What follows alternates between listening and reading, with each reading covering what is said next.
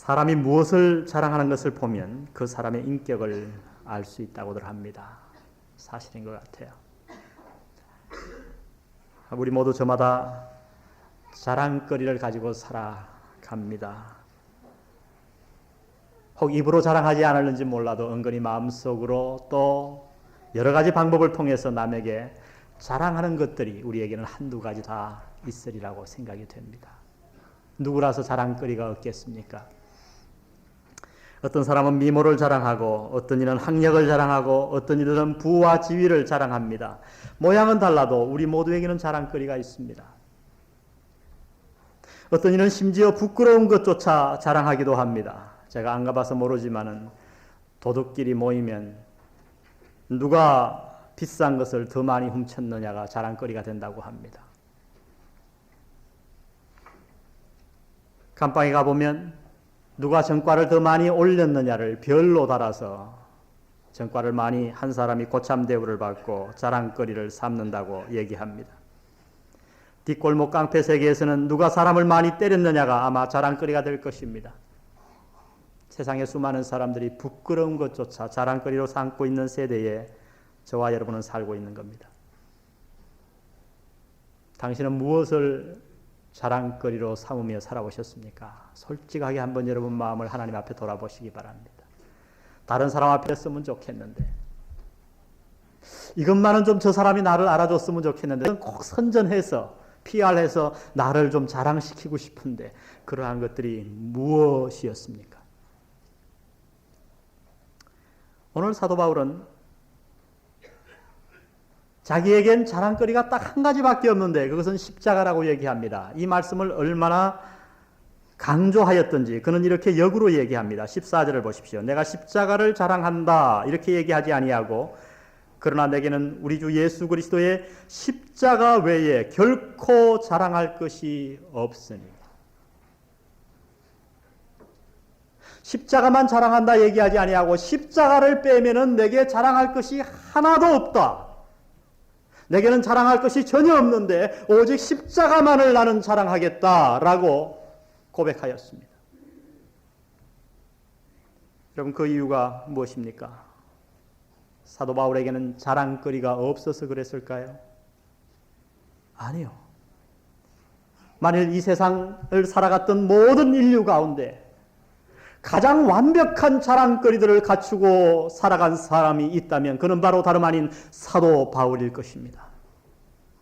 그는 그 당시 사회인들이 누구나 부러워하는 모든 자랑할 만한 부러워할 만한 조건들을 완벽하게 갖추고 살았더랬습니다. 그는 가문이 훌륭했습니다.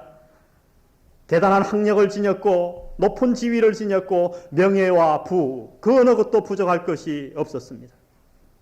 히브리인 중에 히브리인이었고 바리새파 사람이었고 우리가 잘 알듯이 오늘날 하버드 대학이 감히 쫓아갈 수 없는 가말리엘 문화 밑에서 대단한 학문을 연구했던 사람이었습니다. 그것뿐 아닙니다. 신앙적인 면은 어떻습니까?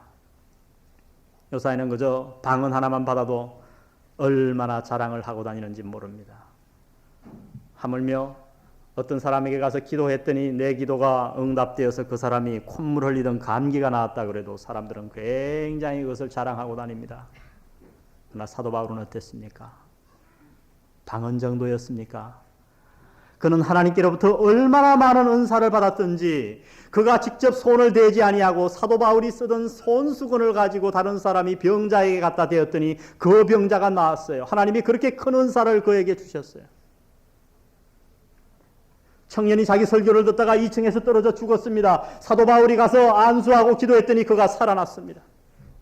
불뱀이 나와서 물었습니다. 그러나 사도 바울을 전혀 독이 퍼지지 않았어요. 그래서 그 섬 사람들이 사도 바울을 하나님으로 섬기려고 했습니다.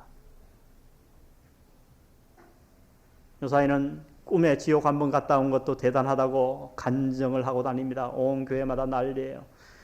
얼마 전에 우리 한국 교회를 아주 다니면서 무지무지하게 유행을 시켰던 펄신가요? 누굽니까? 미국 사람 천국 갔다 왔다 그랬는데 나중에 다 밝혀졌죠. 미국에서.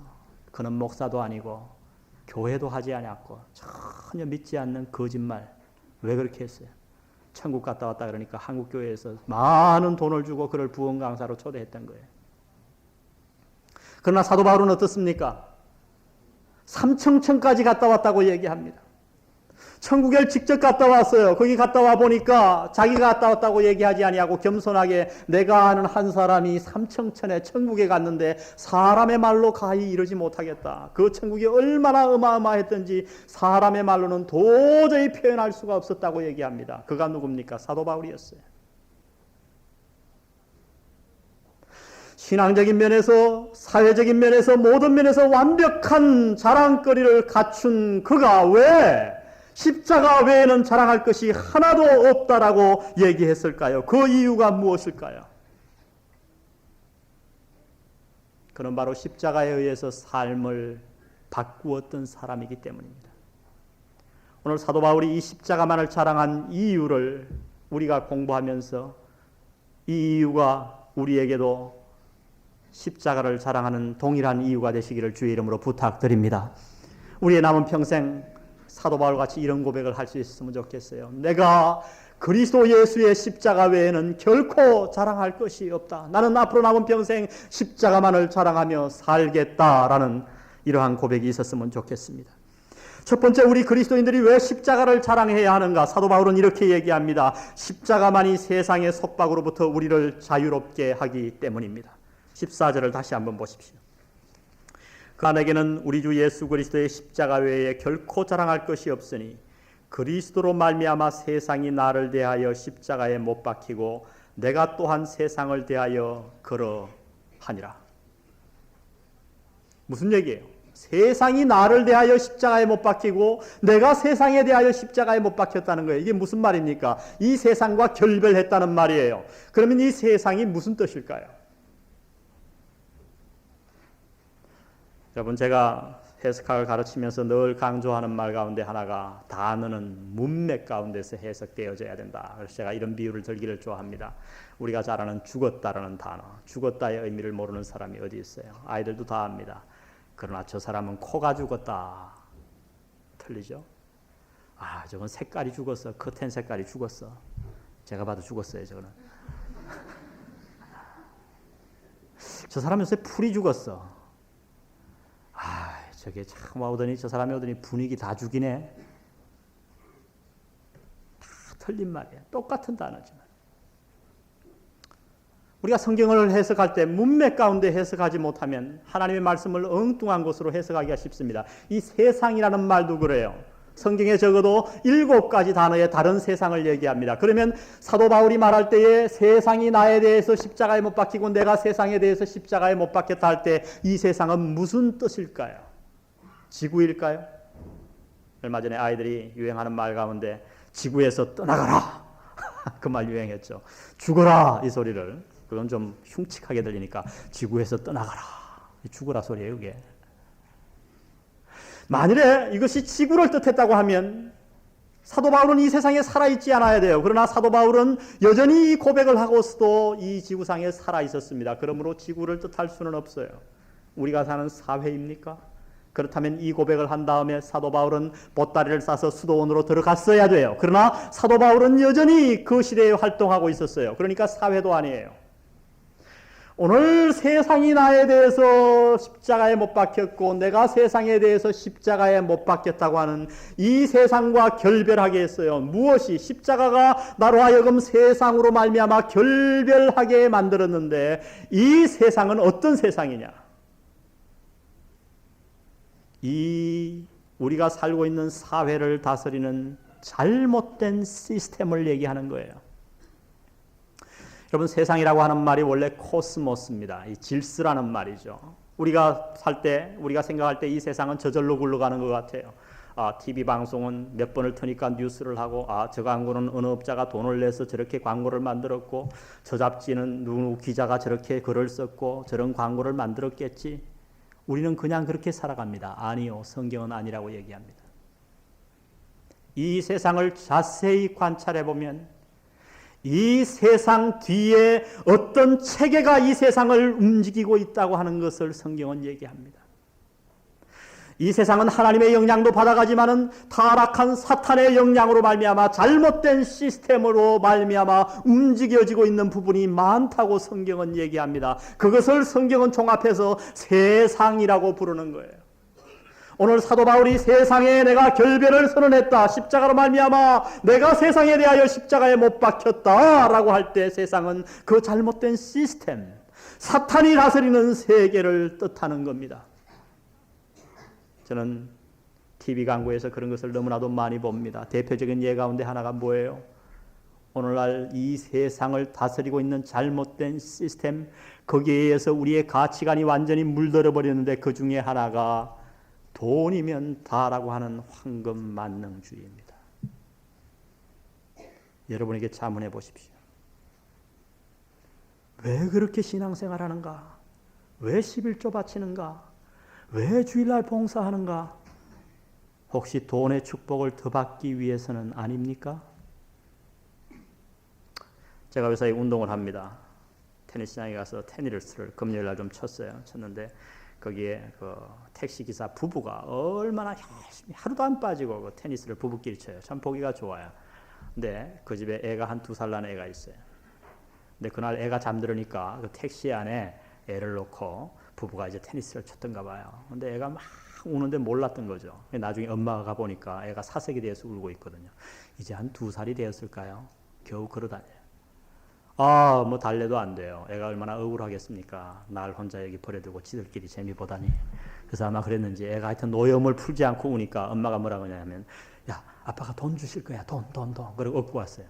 그래서 아빠가 테니스 치다가 그 아버지가 돈 5,000원짜리를 탁 애한테 주니까 애가 뚝 꺼져요. 제가 너무 심각해서 테니스 탁 치던 걸 버려두고 갔어요. 가고 얘가 돈 알아요. 그랬더니 얘가요 6개월 전부터 알죠. 그거 갖고 가면 가게 가면 과자 주는 줄 안다는 거죠. 우리는 그렇게 시스템 속에서 교육을 받고 자라는 거예요.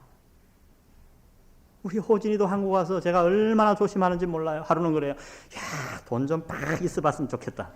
왜? 그러니까 사고 싶은 거 팍 한번 사봤으면 좋겠대요. 제가 용돈을 1달러, 800대 1로 계산해서 이제 2학년이기 때문에 1학년 때는 1달러, 2학년 때는 2달러, 지금 1,600원을 줍니다. 일주일에. 1,600원 주면 그걸 다 쓰느냐? 아니에요. 헌금 떼야죠. 그래서 저금해야죠. 그러니까 하루 용돈이 한 100원 정도 돌아간단 말이죠. 그러니까 소원이 돈 좀 있어봤습니다. 모든 사람들이 자기의 쾌락을 위해서는 뭐 수단과 방법을 가리지 않아요. 자기만 위해서 살아요. 돈만 위해서 살아요. 그 결과는 뭐예요? 우리의 영혼만 망치나요? 아니에요. 가정이 깨어져 버려요. 주위 사람들이 숱하게 상처받아요. 그것이 멸망의 길인 줄 알면서도 그 길로 계속해서 달려나가게 만드는 거예요. 무엇이 그래요? 우리는 모르지만 우리가 조금만 영적인 눈을 뜨고 보면 이 세상 뒤에 잘못된 시스템이 이 세상을 다스리고 있다고 성경은 얘기합니다.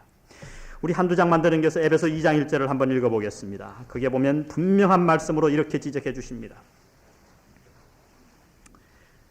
너희의 허물과 죄로 죽었던 너희를 살리셨도다. 에베소 교인들이 죽었다가 부활했나요? 아니죠. 영적으로 죽었단 말이에요. 과거에. 영적으로 죽어 있을 때에 에베소 교인들이 어떻게 살았는가? 그때에 너희가 그 가운데서 행하여 이 세상 풍속을 쫓고 공중의 권세 잡은 자를 따랐으니 곧 지금 불순종의 아들들 가운데 역사하는 영이라. 저는 우리도 다 그 가운데서 우리 육체의 욕심을 따라 지내며 육체와 마음에 원하는 것을 하여 다른 이들과 같이 본질상 진노의 자녀이었더니 구원받기 전, 아니 예수 믿지 않는 모든 사람들은 그가 얼마나 겉모습이 훌륭한가에 상관없이 산송장과 같다고 사도 바울은 얘기하는 겁니다. 그들은 걸어다니고 그들은 말하고 그들은 노래하고 그들은 돈을 잘 벌지 몰라도 그들의 영은 죽어 있단 말이에요. 어떻게 죽어 있어요? 육체의 욕심을 따라 지내는 거예요. 이 세상 풍속을 따라 지내는 거예요. 이 세상의 잘못된 철학을 따라 자기도 모르게 그 마수에 빠져 들어가고 있다고 하는 겁니다. 이것이 세상이에요. 그래서 사도 요한은 말하기를 이 세상이나 세상에 있는 것들을 사랑치 말라. 이는 세상에 있는 모든 것이 육신의 정욕과 안목의 정욕과 이생의 자랑이라 말합니다. 이 세상의 잘못된 시스템이 주는 것은 안목의 정력이요, 육신의 정력이요, 이생의 자랑이에요. 공통점이 있어요. 예수님이 40일 금식 기도를 마쳤을 때에 사탄이 그를 시험했습니다. 배가 얼마나 고팠겠습니까? 이 돌을 떡이 되게 하여 먹으라. 무슨 시험이에요? 자기의 배고픔을 충족시키기 위해서 수단과 방법을 가리지 말라는 겁니다. 오늘 우리에게도 동일한 유혹이 있어요. 세상의 잘못된 시스템이 그렇게 손짓한다고요. 너의 만족을 채우기 위해서는, 너의 욕심을 만족시키기 위해서는 수단과 방법을 가리지 마라. 자식도 필요 없다. 배우자도 필요 없다. 도덕도 필요 없고 하나님도 필요 없다. 세상이 손짓합니다. 두 번째, 예수님께서 받은 시험은 저 높은 성전 꼭대기에 데리고 가서 뛰어내리라고 하는 겁니다. 네가 뭐하러 목수의 아들로 나타나서 그렇게 힘겹게 사역을 해야 하느냐. 성전에서 탁 뛰어내립니다. 63빌딩에서 예수님이 드디어 모든 사람이 보는 가운데 뛰어내리는데 팍 추락을 하더니 땅 5m 전부터 갑자기 몸이 멎어지더니 가볍게 내려 앉으시더라. 신문에 대스특필했어요. 메시아 오셨다. 63빌딩에서 뛰어내렸는데 깃털 하나 다치지 않은 메시아. 얼마나 멋있겠어요. 명예를 도전한 겁니다. 산 위에 데리고 와서 천하만국이 다 보였습니다. 네가 나에게 절하기만 하면 이 천하만국을 내가 너에게 주겠다.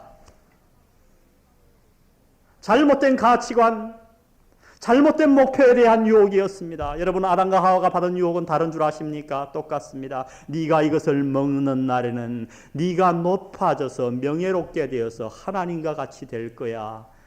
하와가 봤더니 먹음직스럽고 탐스럽기도 했어요. 여러분, 사탄의 술수는 변함이 없어요. 포장 모양만 달랐던 뿐이에요. 에덴 동산에서 하와를 유혹했던 사탄, 광야에서 예수님을 시험했던 사탄, 오늘도 동일하게 방법을 달리해서 저와 여러분을 유혹하고 있는 겁니다.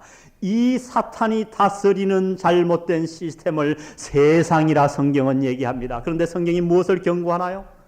이 세상을 따라 살면, 사탄이 설치해 놓은 더 잘못된 시스템을 따라 그것이 다인 줄 알고 인생을 살아가면 반드시 멸망할 것이라 말씀하십니다. 여러분, 속지 마십시오. 우리 인생은 여기서 끝나지 않아요. 이 땅에 30년, 50년, 80년을 살고 끝나는 인생이 아니에요. 우리의 영혼은 영원히 죽지 않습니다. 죽음 이후에 놀라운 세계가 있어요. 그러나 이 땅에 살 동안 여러분이 그 사탄의 잘못된 시스템 속에 따라서 속아서 살게 되면 여러분은 영원히 죽음 이후에 하나님이 설치해 놓은 잘못된 그 음침한 곳에서 남은 평생을 보내야 한다. 성경은 말씀하십니다. 사도 바울이 무엇을 얘기하나요? 그러면 우리가 어떻게 이 세상의 속박에서부터 벗어날 수 있을까요? 이 세상의 속박에서부터 벗어나기 위해서 수많은 사람들이 노력해왔습니다. 선행도 해봤어요. 율법도 지켜봤어요. 종교생활도 해봤어요. 그러나 되지 않았어요. 사도 바울도 모든 것을 다 해봤어요. 되지 않았어요. 그런데 어느 날 사도 바울이 다메섹 도상으로 가던 순간 예수 그리스도를 만난 줄 믿습니다. 예수 그리스도를 만난 겨우 이후에, 십자가의 의미를 깨달은 이후에 사도 바울은 고백합니다. 내가 그렇게 힘들여도 노력해도 끊어버리지 못했던 세상의 속박을 십자가로 말미암아 내가 완벽하게 끊어버렸다 간정하십니다.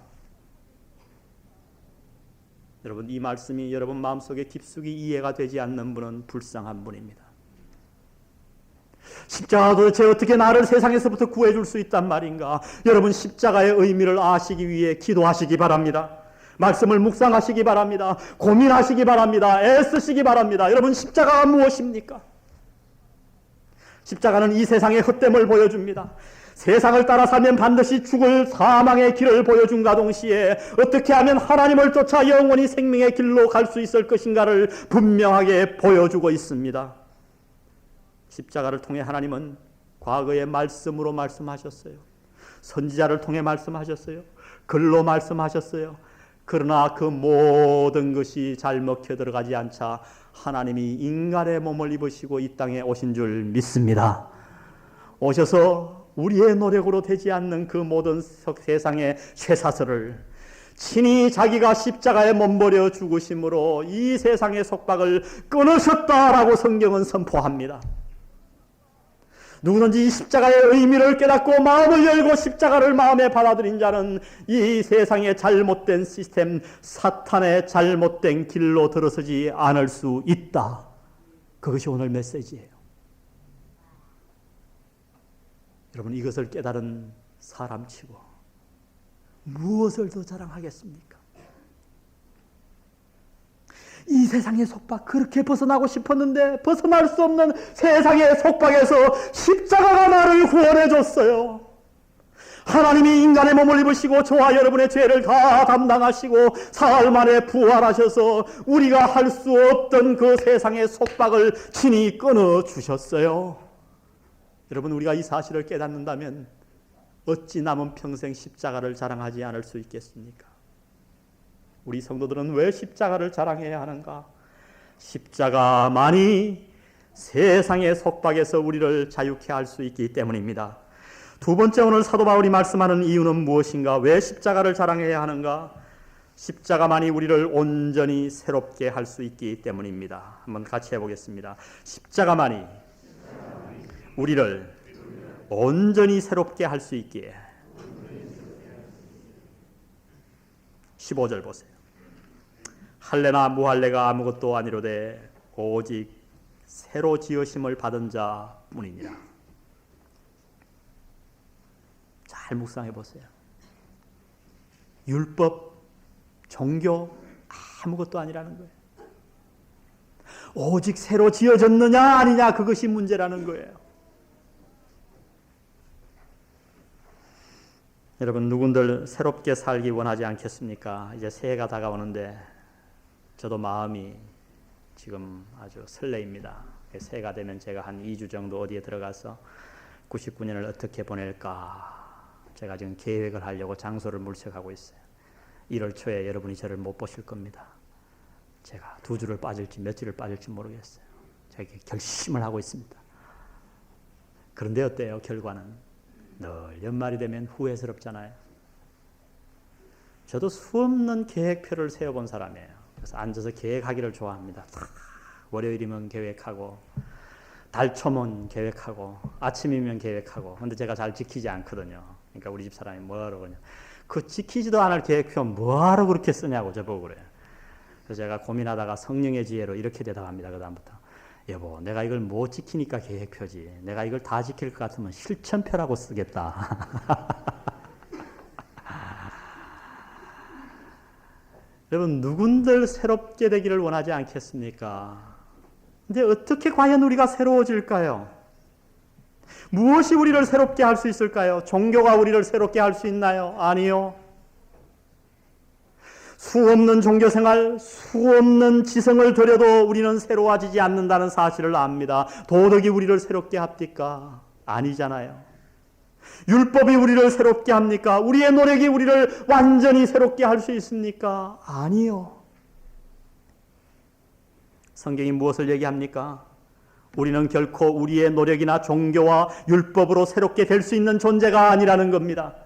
우리 자신을 잘 알아야 돼요. 우리가 어느 정도 병이 들었는데 약간 아픈 정도가 아닙니다. 중병이 걸린 정도가 아닙니다. 우리가 이미 읽은 말씀대로 우리는 영적으로 완전히 죽어 있었다고 성경은 얘기합니다. 여러분, 몸이 아픈 자에게는 산삼을 먹이고 영지버섯을 먹이고 닌게루를 마치고 좋은 의사에게 들어가면 그가 소생할 가능성이 있어요. 그러나 죽은 사람에게 영지버섯이 무슨 소용이 있겠습니까? 닌게루가 무슨 소용이 있겠습니까? 이것을 깨달으셔야 돼요. 우리가 왜 새로워지지 않는가? 왜 이렇게 많은 노력을 하고 이렇게 많은 종교를 지키고 이렇게 많은 율법을 지키려고 애를 쓰는데도 우리가 왜 새 사람이 되지 않을까? 이유는 하나입니다. 우리가 병든 것이 아니라 우리가 죽었기 때문입니다. 그러므로 여러분, 우리에게 필요한 것은 약간의 치료가 아니에요. 죽은 자에게 필요한 것은 약이 필요한 게 아닙니다. 치료가 필요한 게 아니라 다시 살아나는 것이 필요한 줄 믿습니다.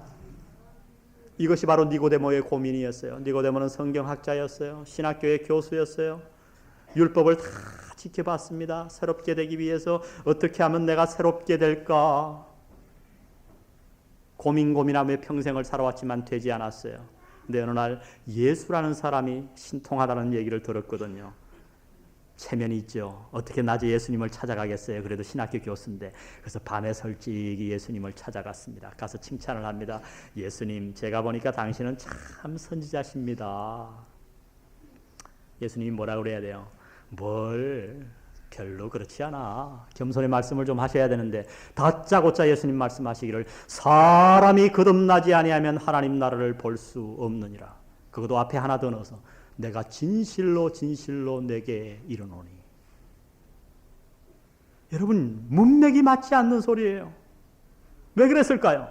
예수님은 니고데모가 왜 자기를 찾아왔는지를 알았던 거예요. 그 마음의 고민을 이미 읽으셨던 거예요. 니고데모야, 네가 네 노력으로 새로워지려고 하다가 실패해서 고민하느냐?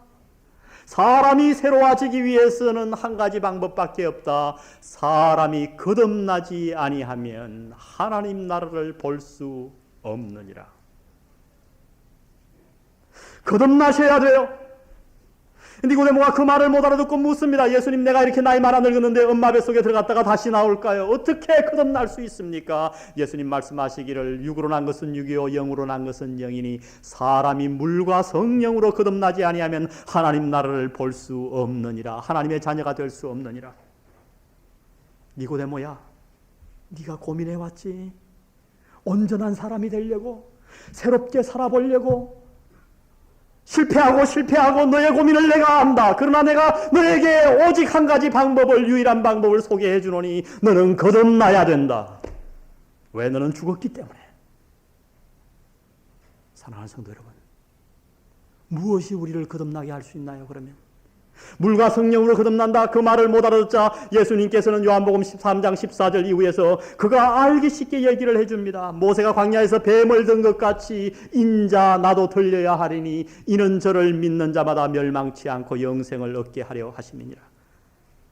여러분, 민수기서에 보면 이스라엘 백성들이 광야를 지나가다가 원망하기 시작합니다. 하나님이 노하셔서 독사 불뱀을 보내서 그들을 다 물게 하셨어요. 사람들이 죽어갑니다.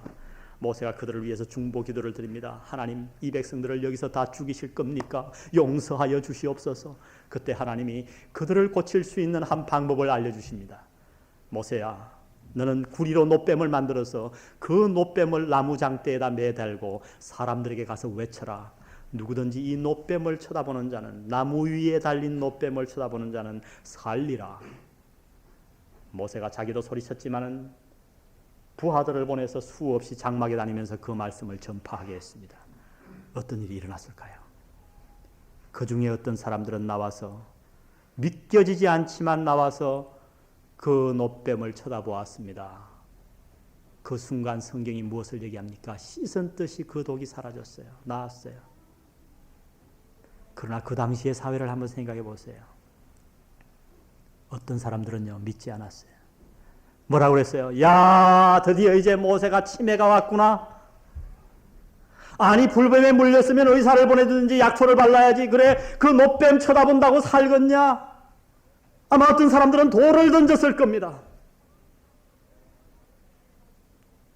여러분, 나무 위에 달린 놋뱀과 같이 예수님도 달려야 한다고 얘기합니다. 십자가를 얘기한 겁니다. 어떻게 우리 인생이 새로워질 수 있습니까? 2번 태어나야 합니다. 죽었던 영이 살아나야 됩니다. 어떻게 죽었던 영이 다시 살아날 수 있나요? 우리의 노력으로 되지 않는다는 거예요. 종교 생활로 되지 않는다는 거예요. 예배 드리는 것으로 되지 않아요. 성경 공부로 되지 않아요. 헌금하는 것으로 되지 않아요. 철야 기도로 되지 않아요.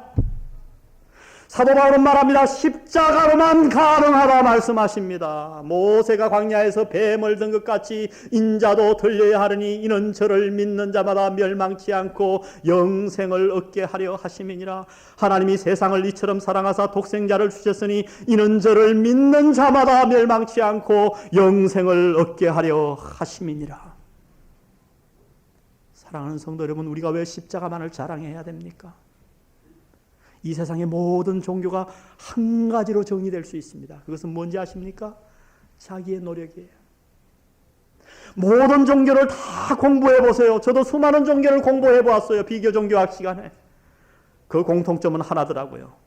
내 노력이 들어가 있어요. 내 노력의 결과는 뭔지 아세요? 자랑이에요. 왜요? 내가 노력해서 얻었으니까. 그러나 성경은 얘기합니다. 우리의 노력으로는 영원히 다시 태어날 수 없다고요. 온전히 새로워질 수 없다고요. 하나님은 오직 우리가 할 수 없는 한 방법을 마련하셨습니다. 그것은 다름 아닌 우리의 노력으로 되지 않자 하나님이 인간의 몸을 입으시고 이 땅에 오셔서 우리 대신 우리가 해야 할 그 십자가에 달려야 할 그 십자가에 돌아가신 거예요. 죄값을 다 갚으셨어요. 그리고 우리에게 한 가지를 요구하셨습니다. 믿기만 하라. 내가 하나님인 것을, 내가 너희를 창조한 것을, 너희가 세상을 따라 살면 멸망하는 것을, 너희가 나에게 오면 영원히 살 수 있는 것을, 내가 하나님으로서 너희의 인간의 몸을 입고 와서 너희 대신 죄값을 다 갚은 것을 믿기만 하라. 그리하면 너희는 새로워질 것이다. 여러분, 바울은 다메섹 도상에서 이것을 경험한 줄 믿습니다. 평생을 노력해 왔어요. 율법을 지키려고 애써 왔어요. 되지 않았어요. 어느 날 다메섹 도상에서 예수 그리스도를 만나고 십자가의 복음을 깨달은 그 순간 그는 완전히 새 사람이 되었던 것입니다. 왜 우리가 십자가를 자랑해야 합니까? 십자가만이 우리를 온전히 새롭게 할 수 있기 때문입니다. 여러분 믿으십니까? 십자가는 우리를 세상의 속박에서 벗어나게 해주시며 우리를 온전한 새 사람으로 만드십니다. 그래서 사도 바울은 고백하기를 고린도후서 5장 17절에 그런즉 누구든지 그리스도 안에 있으면 새로운 피조물이라 이전 것은 지나갔으니 보라 새 것이 되었도다. 새 창조가 된 것입니다. 마지막 세 번째, 우리가 왜 십자가를 자랑해야 하는가? 그 이유는 십자가만이 우리에게 참 평안과 긍휼을 줄 수 있기 때문에 그렇습니다. 16절 우리 다 같이 한번 읽어보겠습니다. 시작. 무릇 이 규례를 행하는 자에게와 하나님의 이스라엘에게 평강과 긍휼이 있을지어다. 어떤 사람들은 생각하기를 예수 믿는 것 이퀄 죽음 이후의 천국이라고 생각합니다. 예수님은 천국만 보장해 주셨다 이렇게 생각합니다. 그렇지 않아요. 이런 예수님께서 천국을 많이 강조하셨습니다. 그것이 중요합니다. 그러나 예수 믿는다고 하는 것은 죽음 이후의 생활만 보장하는 게 아니고 이 땅에서의 생활의 변화를 의미합니다. 어떤 변화예요? 그 중에 가장 큰 변화가 마음에 참 평안이 생긴다는 거예요. 하나님께로부터 참으로 긍휼을 얻는다는 거예요. 예수님께서 이 말씀을 구체적으로 가르쳐 주셨는데 요한복음 14장 27절에서 이렇게 말씀하셨습니다. 평안을 너희에게 끼치노니 곧 나의 평안을 너희에게 주노라. 내가 너희에게 주는 평안은 세상이 주는 것 같이 아니하니라. 너희는 마음에 근심도 말고 두려워하지도 말라. 세상이 주는 평안, 그게 뭐예요 여러분? 세상이 주는 평안이 있어요. 예를 들어서 여러분이 어떻게 하다가 복권에 당첨됐어요. 미국의 복권은요, 어떤 거는 600억짜리가 있어요. 굉장하죠? 그게 밀려가지고 600억. 여러분이 거기 복권에 당첨됐다고 전화를 받았다고 칩시다. 그러면 복권회사에서 이만한 600만 불짜리 수표를 대형으로 해가지고 막 회사 사람들이 다 와가지고 텔레비가 보는 앞에서 다 그걸 정정을 합니다. 여러분이 받았어요. 세상에 여기 거울이 있었으면 좋겠네. 얼굴이 그렇게 평안해 보일 수가 없어요. 여러분 얼굴이 지금. 600억. 평안이 있어요. 내 지위가 확고해지고 내 사업이 든든해지고 내 몸이 건강할 때 우리에게 평안이 찾아올 수 있어요. 그런데 그러한 평안의 문제는 뭐예요? 그것이 세상의 평안이래요. 왜요?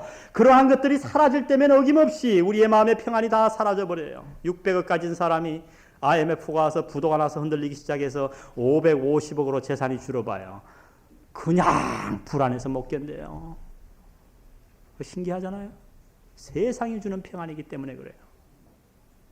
근데 예수님 말씀하시기를 내가 너희에게 주는 평안은 세상과 같지 않다는 거예요. 내가 너희에게 주는 긍휼은 세상의 것과 같지 않다는 거예요. 우리는 어떻게 해야 긍휼을 얻습니까? 사람에게 긍휼을 베풀 때 그 사람이 나에게 잘하면 긍휼히 여깁니다. 그러나 잘못하면 한 번 정도는 참지만은 2번, 3번, 4번 반복할 때 우리는 긍휼하지 못해요. 자녀에게도. 저도 그래요.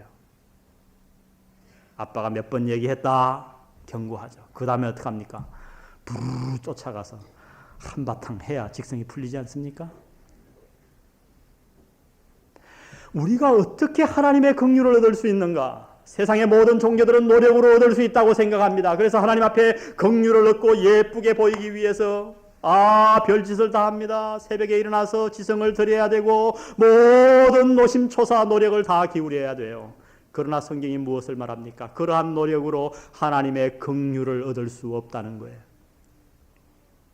그런데 예수님이 오셔서 그것을 해결해 주신 줄 믿습니다.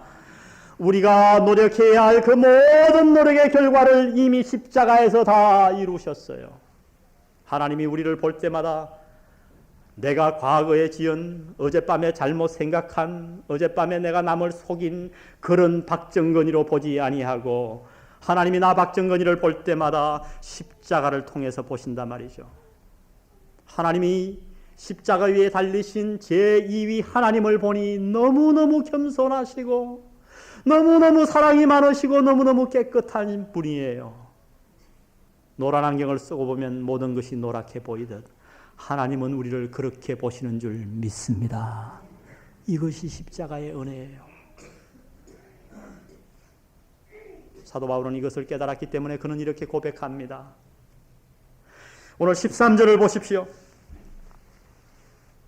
할례받은 저희라도 스스로 율법은 지키지 아니하고 너희로 할례받게 하려 하는 것은 너희의 육체로 자랑하려 함이니라.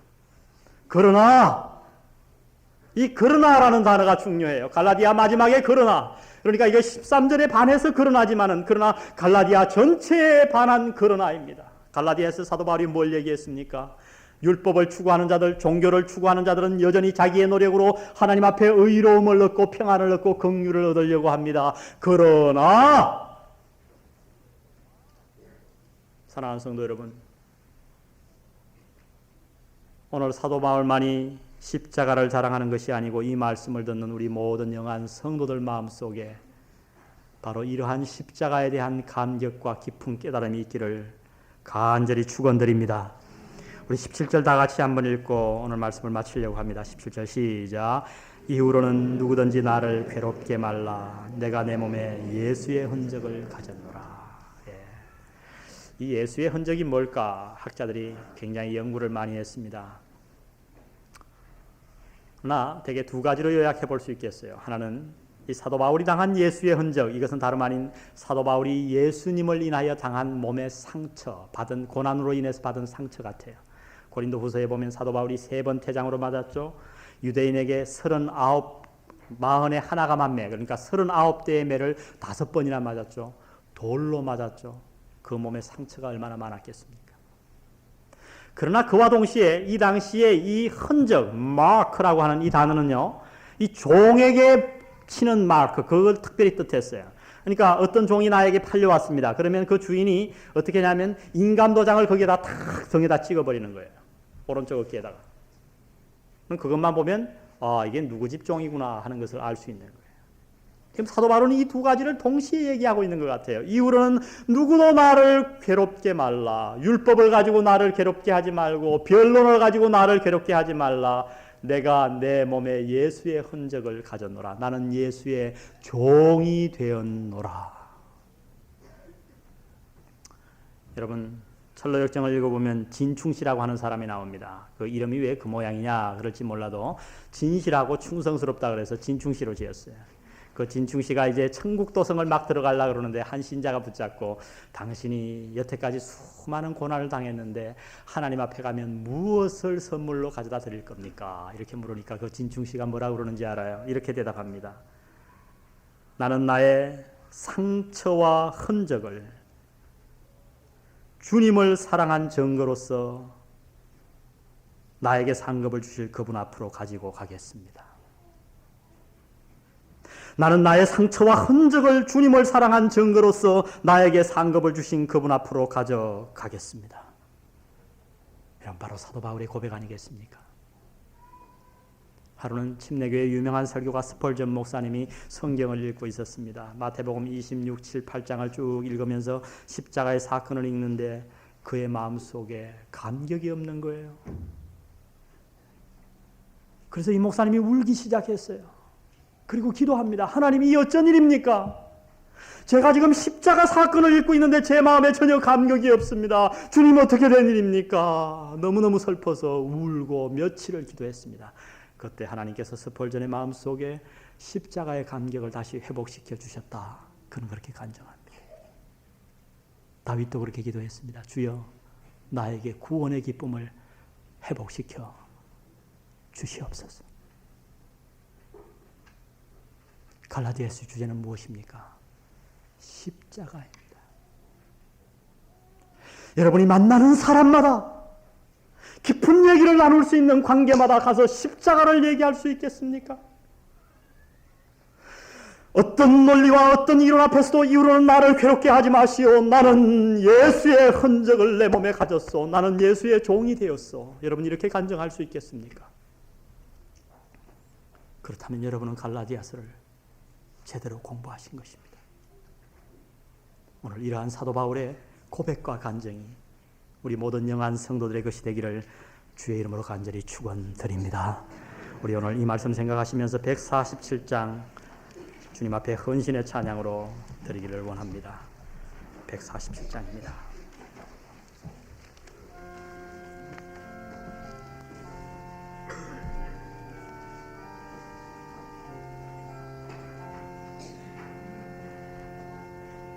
이 찬양이 우리의 고백이 되게 하기 위해서 우리의 마음을 들여서 이 찬양을 부르십시다.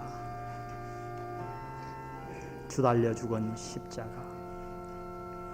주 달려 죽은 십자가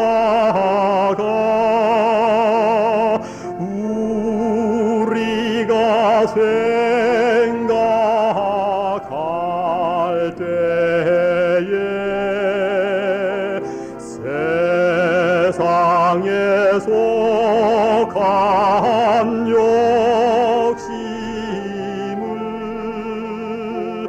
헛된 줄 알고 버리래. 죽으신 구주밖에는 죽으신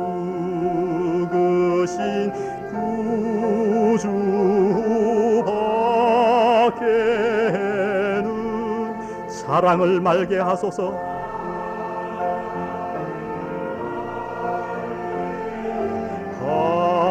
하소서.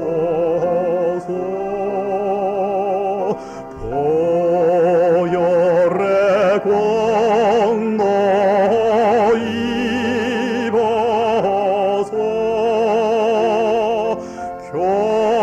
교만한 마음을 버리네.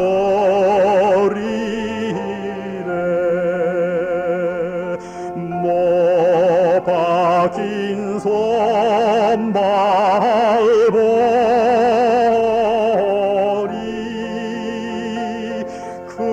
금잡이 나타내셨네.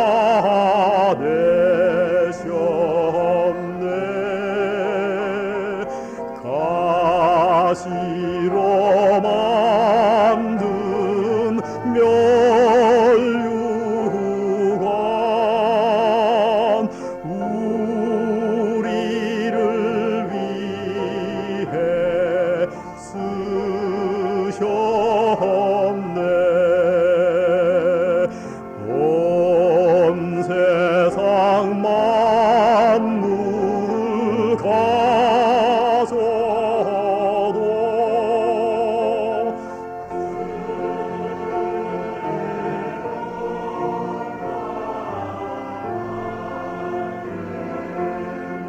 놀라운 사랑받은 나,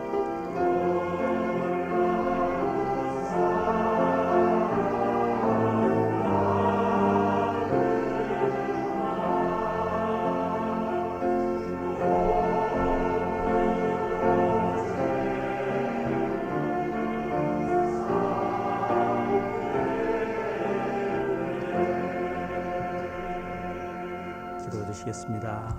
아버지 하나님,